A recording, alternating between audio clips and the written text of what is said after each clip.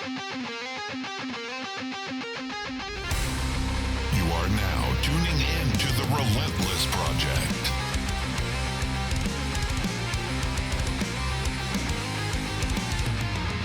Real people, real stories, real life.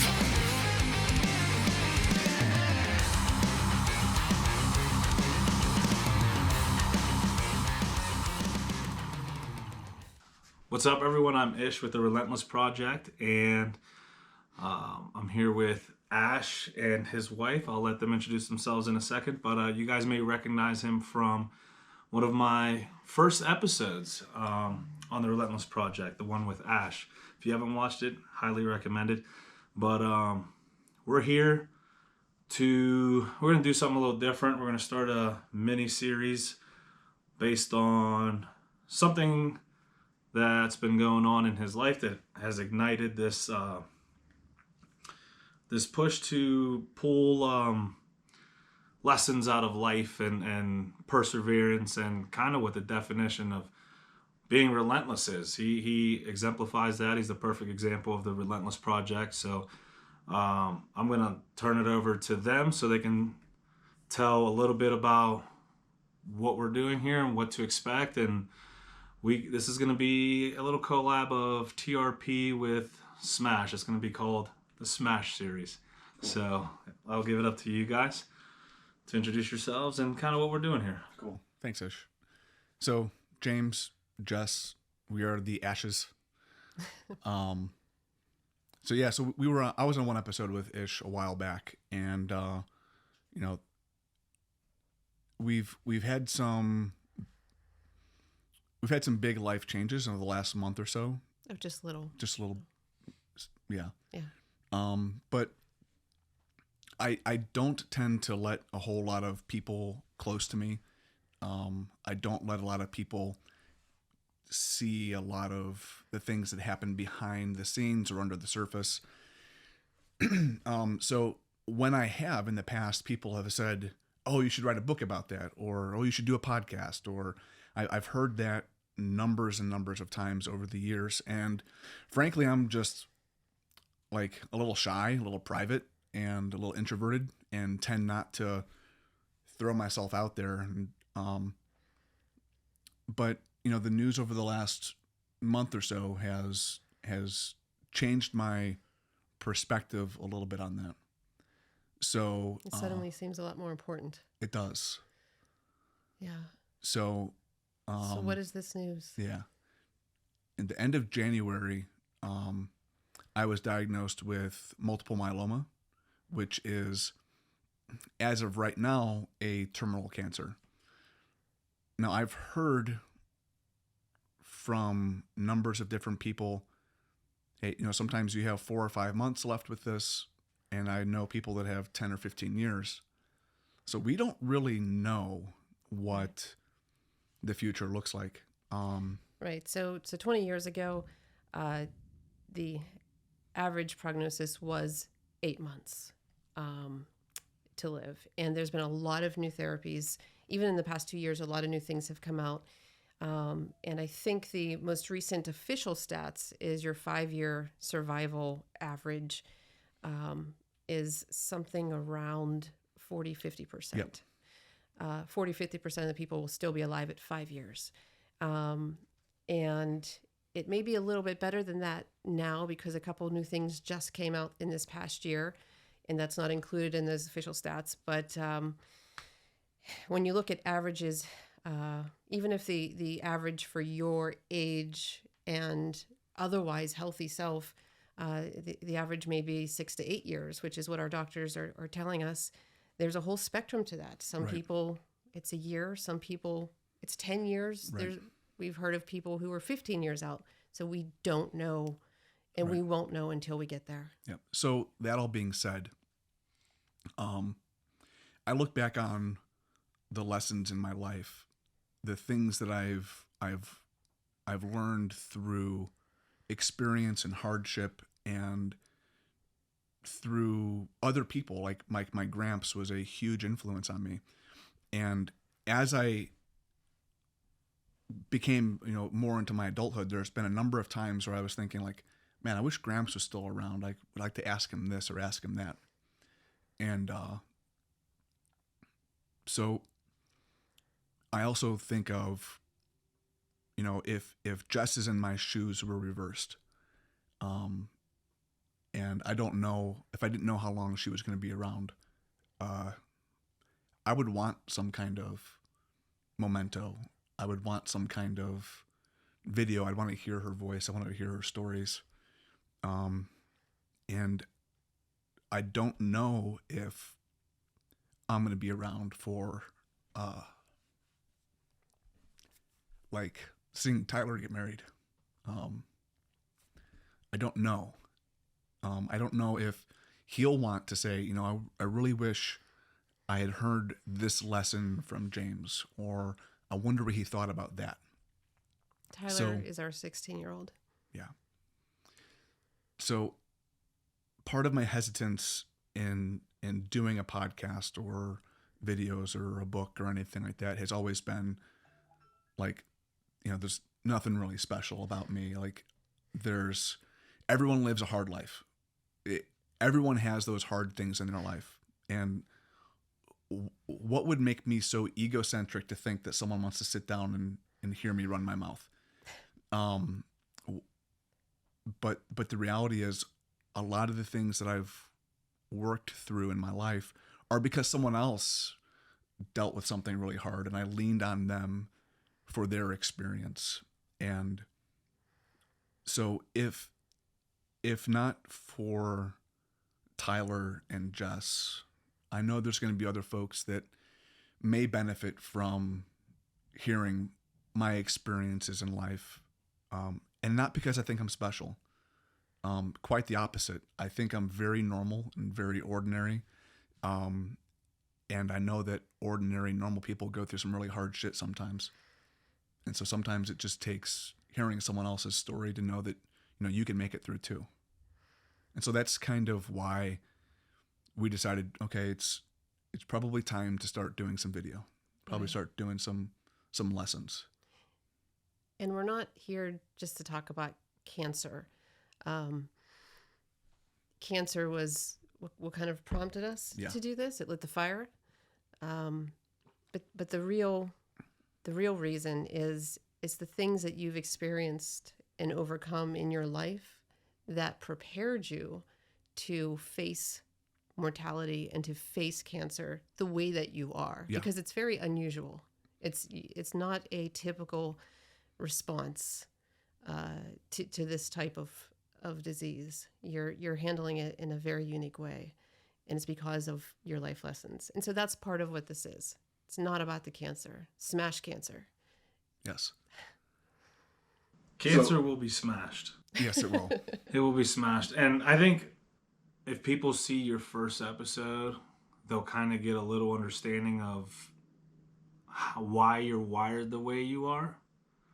But we only I've had the pleasure of knowing you for a while now, and you're the guy I go to when I need advice and when I need guidance, and we've only scratched the surface. So like I want people to understand, like, this is like, we're gonna start peeling layers.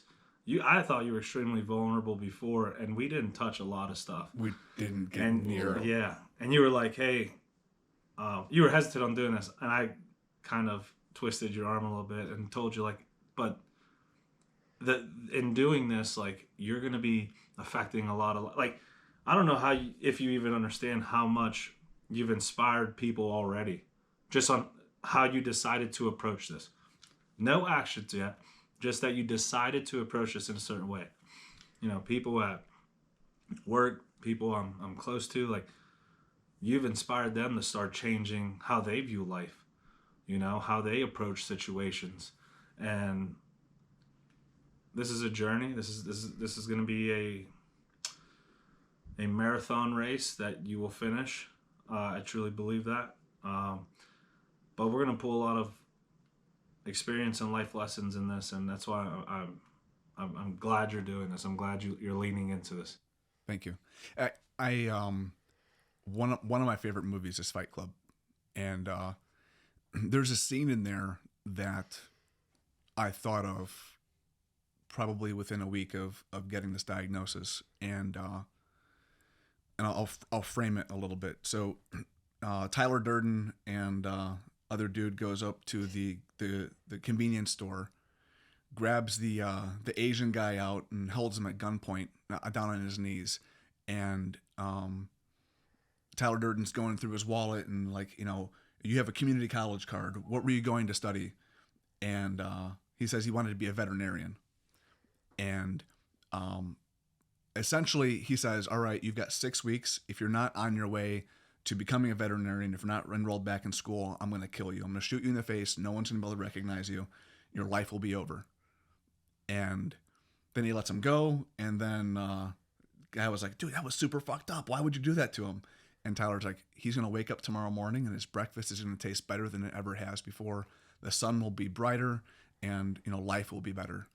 I look at this diagnosis kind of like that, because the reality is this: we all have a stopwatch ticking, every single one of us. And I've now written my will 3 times with the full expectation of having to use it. Once when I joined the Marine Corps a week after 9/11, once when I deployed to Iraq, and then I rewrote it again, revisited it this last year. So the concept of an end is not new. What this has done is said, hey, the time you have left is super valuable. Make the best of what you've got. And I find myself fortunate because we do all have a stopwatch ticking. I happen to get a glance at mine. That's the only difference between the situation I'm in and anybody else. That's an interesting way to... There was this thing I saw on social media where it said, if I offered you $1 million, would you take it? What would you say? If I said, I'll give you $1 million right now, do you want it? In lieu of what? Right now, just no strings attached. Would you take $1 million? Absolutely. Absolutely. If I gave you the caveat of, I give you $1 million, but you only have 24 hours to live and enjoy it, would you take the $1 million?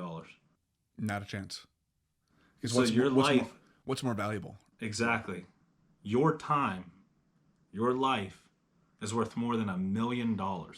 But people do a lot less for $1 million. People will give up a lot of things for $1 million, and they don't realize, like, our time on this earth to impact people and show love and experiences that we're going to have is worth more than $1 million. Even if I gave you $10 million. If you have 24 hours to enjoy it and then you're done, are you taking $10 million? Not a chance, because your time is more valuable than that. And so I think what we're planning on doing with these episodes coming up and this podcast, this mini-series, is we're gonna dig into the experiences of our life and try to be vulnerable. And I'm honestly, I'm pretty nervous about it. I've never really put myself out there and been this open and vulnerable before. But I think it's time. I think it's okay.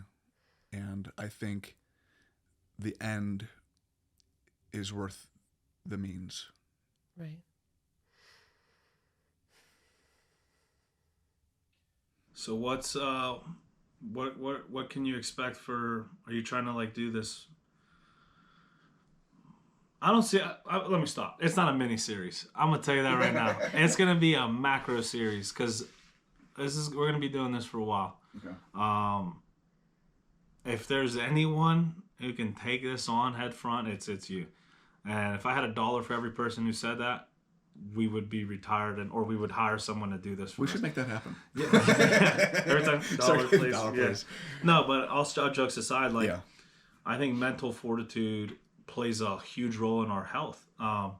You see it in policing, right? As soon as someone retires and they have no purpose, their job and career's done, they die. Yeah. Or when people who are so headstrong on something and then that's gone and now they feel like, oh, well, there's nothing left. You see their health start to deteriorate. You're hitting on this, the most critical of everything we're talking about. It's purpose. Yes. right? Because when you got this diagnosis, we went for like 2 weeks of mourning and, there's a lot of crying. But what is most important is we redefined what our purpose actually is. And that is like this motor driving you now. And that is part of why we're not spending our time binging on Netflix. We're not, wasting time, because time is so valuable. So now we're either doing the next healthy step, or we're really enjoying whatever, this conversation that we have with Tyler, Right. or an interaction with friends or family. Like, we have to savor those, or we're doing something for health. Yeah. And so that becomes part of the purpose. And this sharing of ourselves, just no matter what happens, we'll probably hurt people. We will probably alienate people, because by exposing ourselves, we're exposing a lot of things, but there's so much to be learned from it. That becomes part of our purpose. Mm-hmm. What I'd like to hear from you is, what are some of the changes that you immediately made? I was going to say, let's do this. Let's talk about like, what is multiple myeloma? How does it affect the body? And then that actually says a lot why we have to make some certain changes. So multiple myeloma is a cancer of the blood that affects the plasma and the bone marrow. And it does two big things as far as damage goes. One, it affects my immune system. So like, I had like a little cut on my hand and it kept getting infected. I had surgery on my foot that got infected. And I thought it was because he was a dumb Marine and Well, he just I am. didn't take care of wounds very well. So it didn't Rub some dirt in it. You should be fine. It didn't click to me that he was getting infections more than he should. Right. So I'm more prone to infections. My immune system is not responding the way that it should. The other thing that happens is every one of our cells in our body has a natural breakdown and regrowth cycle. Like, your red blood cells only last like 2 months, and then they naturally break down and regenerate, essentially. This type of cancer is telling my bone tissues to break down faster than they regrow. And that creates what's called lytic lesions. And I actually have an MRI coming up tomorrow. Tomorrow? Yeah. Thursday, to tell me where all those lytic lesions are. We did a preliminary x-ray, and they catch between 30 and 50% of the lesions. And I do have a large lesion on my skull somewhere in this area. I didn't see the x-ray, but it's somewhere up here. And then there's several other lesions on my skull. So what that means is, where that lytic lesion is on his skull, his bone is thinning, kind of from the inside out. So you can't see it if you look at him. Right. But it's now very thin and thereby very fragile. Right. Like, if you were arresting someone and they hit you in the head, It would fracture my skull. right. Yeah. So that means that doing things like combatives or defensive tactics, or even, portions of my job that I was doing before are having to change, and I'm having to redefine me. Mm-hmm. Because I've always been, the combatives guy. I've always been the physical guy. That's been who I am. You're the T-1000. Right. And I am suddenly fragile. And Dirty word. it is. So I'm having to reframe a lot of things. So that's multiple myeloma, and that's part of the impact it has. Now, some changes we've had to make because of the immune system. We've had to essentially turn our house into like a hospital. Mm-hmm. We clean 3 or 4 days a week, top to bottom, scrub all the surfaces, all the touch surfaces. We had to get rid of our chickens. We had like 10 chickens we had to get rid of, but there's bacteria on the eggs that could make me sick. Yeah. So there's a lot of viruses in ducks and chickens and birds in general. So right. So we've had massive life changes, the bone lesions change how I'm doing work. They change how I'm training or not training a lot now. I'm about to have my third dose of chemo this week. So I've been on chemo for a couple weeks now, and the chemo meds make all kinds of strange reactions. I did a video update last week, but in short, I'm on a super high dose of steroids that makes me feel like I'm on meth and Right. super irritable. Not steroids like No, muscle that'd steroids. be sweet though. It We would should, be. we should get that. Super high dose of steroids making me super irritable, short. Yeah. Yeah. Yeah, it's frustrating for everybody. The couple injections I'm getting make me feel incredibly exhausted. So I typically get chemo Thursday. It's not until like Tuesday morning that I feel like I have some energy. I wanted to work out yesterday. I couldn't. And so I don't feel like I'm even in my own body anymore. It's wild. So the overall plan is he will be getting chemo for 4 to 6 months, and that'll be followed by a stem cell transplant. And that's where they take his own healthy stem cells out of his blood, bank it. Then they give him really high intense chemo to essentially kill the bone marrow. He'll be in the hospital in a bubble, essentially. Then they give him his stem cells back. And the idea is they will reseed the bone marrow and eventually start to regrow normal, healthy red blood cells, normal, healthy white blood cells.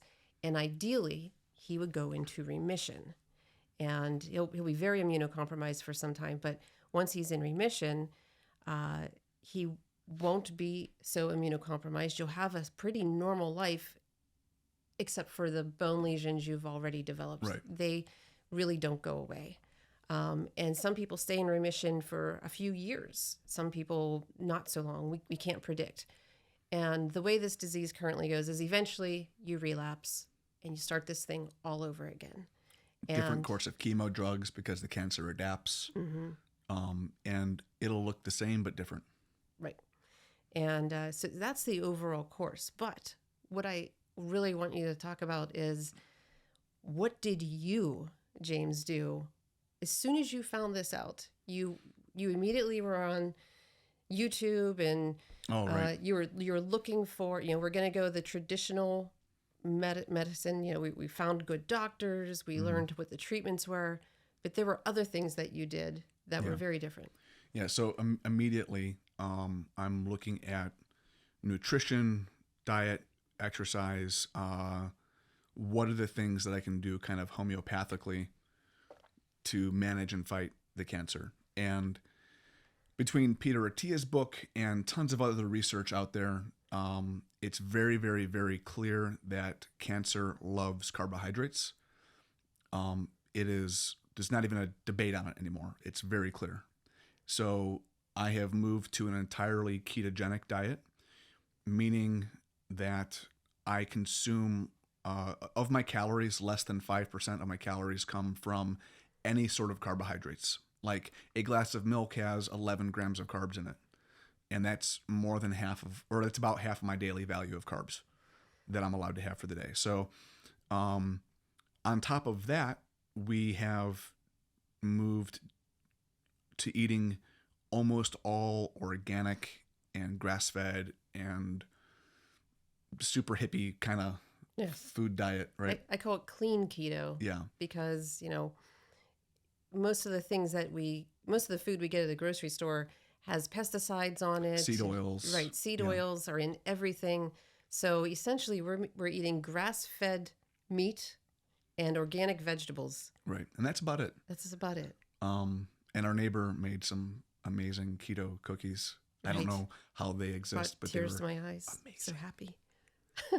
So and we've had friends who hunted elk this year and brought us 20 pounds of elk. Yeah. He dropped off 20 pounds of grass-fed elk. And you know what? It's grass-fed. It's and it's awesome. organic. It's not GMO. And it's in my fridge right now, waiting for me to eat it for lunch. So that's one of the big changes Now with that change, and I don't know if it's from the diet or the meds or the disease, but I lost about 15 pounds in the first 2 weeks, 2.5 weeks. And I think a lot of that is due to shedding water weight, my body adapting to the new nutrition plan. So I'm trying to track my food and my calories, trying to make sure I get enough calories. And it's very, very hard to get enough calories on keto because it's so satiating, because it's all proteins and fats. Right. But the purpose isn't to lose weight. It's right? not. It's not. Yeah. You're not trying. I'm actually trying not to lose weight. Right. You're trying to increase your calories. Right. So you want to maintain your muscle. You want to maintain your bone density. So you actually don't want to lose weight with it. Right. I want to lose weight with this. But, that's different. So we went the clean keto route. I'm trying to do an ice bath every day. The last few days have been warm, and so I don't have like a chiller or something, so I need to like go get ice from the gas station. So I'm a day or two behind on that. But trying to do ice baths every day because there's some research that shows that doing cold water immersion can make the chemo more effective at targeting the cancer cells and preserving the healthy cells. So,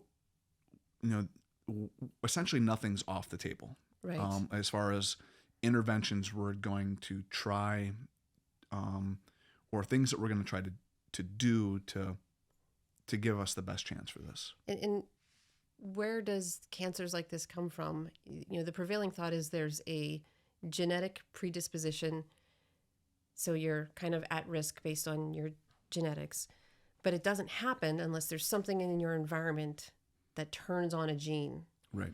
And so, there's so many things in our environment and the things that we put on our bodies that are outlawed and banned in Europe because Right. they have carcinogens, and the things in our food, food coloring to make, Skittles look good.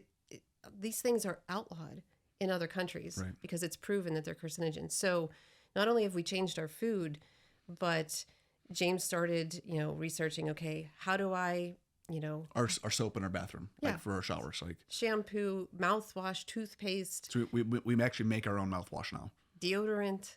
And that's actually how you found, That cleaner company. right, right. Why don't you tell about that when you got that order? You ordered deodorant. Yeah, I soap. ordered deodorant and a bar of soap. There's a company called Cleaner, KLENR, owned by a Green Beret, and it shipped, and when it delivered, it came with this wristband that said "Spare no arrows," and I thought that was it was powerful because I'm looking at this like it's a war, like it's a battle. It's not a short battle. This is a long war, and the concept of spare no arrows means that we're gonna fight and leave nothing on the table. If it means we change everything, if it means our life gets turned upside down, then you know what, so be it. I'm not leaving anything on the table. We are gonna spare no arrows, and so that has been a constant thought in my mind as we go through this. Like Tyler made brownies the other day. I was like, I just want a brownie. But The whole house smelled like brownies. it's not worth it because I am going to fight and take every bit of discipline and determination and grit that I've built over my life and apply it to this with laser focus. And it's because of those things that we went through in life, the different lessons we've learned, the different hardships that we have fought and clawed and barely survived through sometimes, that have landed us where we are now and prepared us for this moment. I firmly believe that everything happens for a reason. And sometimes that reason is to prepare us for the next thing. Sometimes that reason's not even about us. Like I look at this and, everything happens for a reason, but like, seriously, what the fuck? This is crazy. Why would this happen? And So sometimes it's not even about us. Maybe this is a lesson for Tyler. Maybe he needs to see how you manage something like this. Maybe he needs to see that there is hope in life beyond the material things around you and beyond what you see right in front of your face. I do believe there's a reason for this. And we don't have to know what it is. right. Because sometimes it's not even about me, not about us. Right. So we're going to fight this with all of our tenacity. And if it takes me down, it'll take me down with a sword in my hand and a pile of brass up to my knees. I am not going to give up. To Valhalla. And we have a great community too. we do. I'm just astounded at how many people are praying for us and who are doing everything they can. A lot of it we only find out after the fact. Right. That is very moving. And it's also revealed how many people really care about you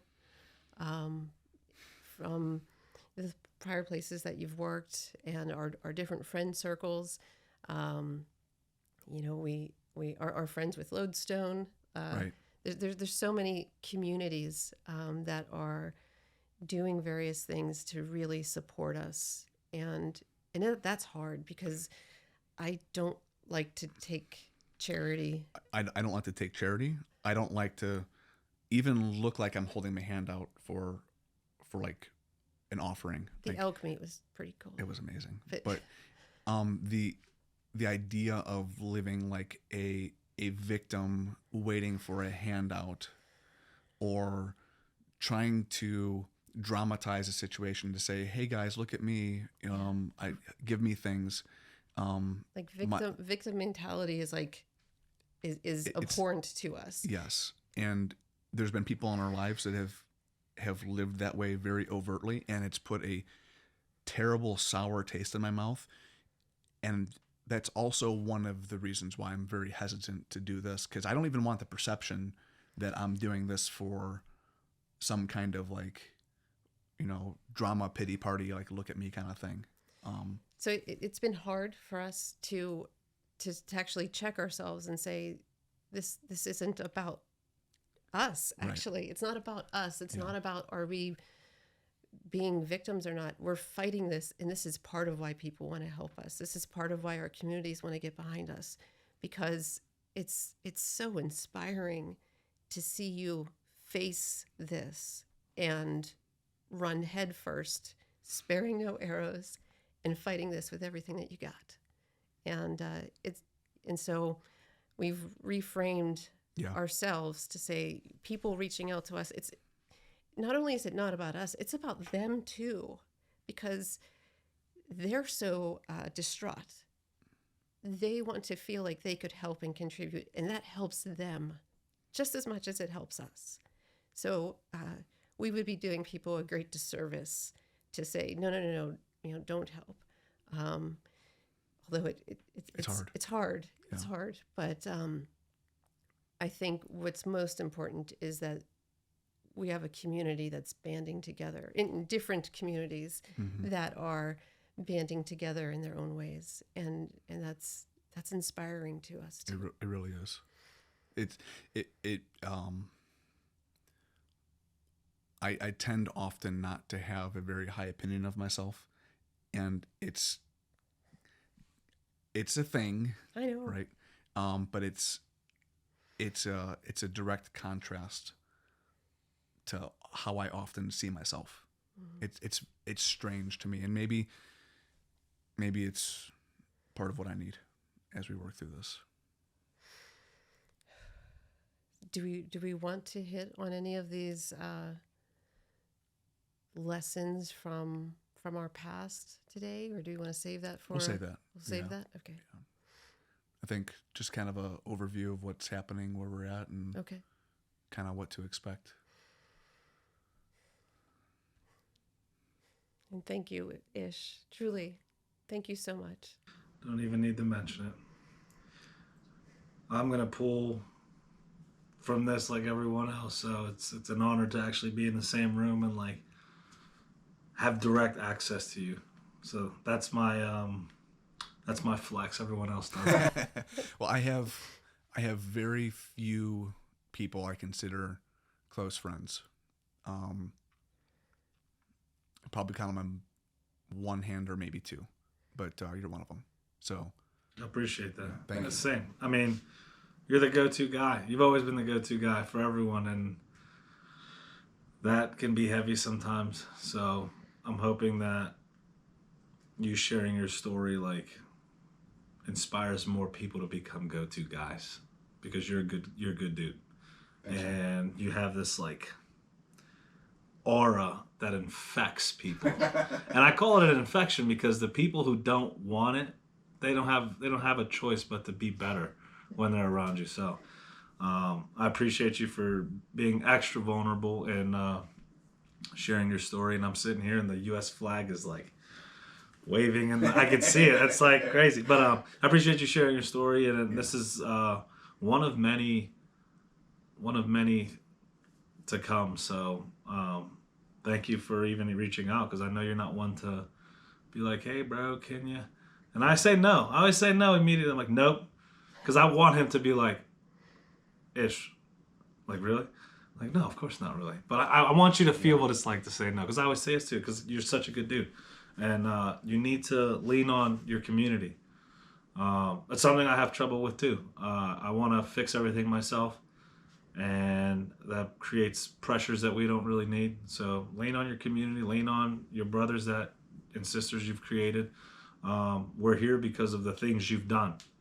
Like, we're not here by mistake. We're not here by choice. You've created this mantra, and it's the least we can do. So lean into it.